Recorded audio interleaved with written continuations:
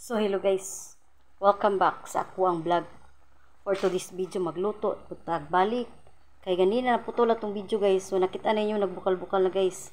Nalataan ng batong guys. So ibutang na nato niya to ang sagon ni guys. Kasamo ni siya guys. So gunahan ko ani guys kanang dili siya malata.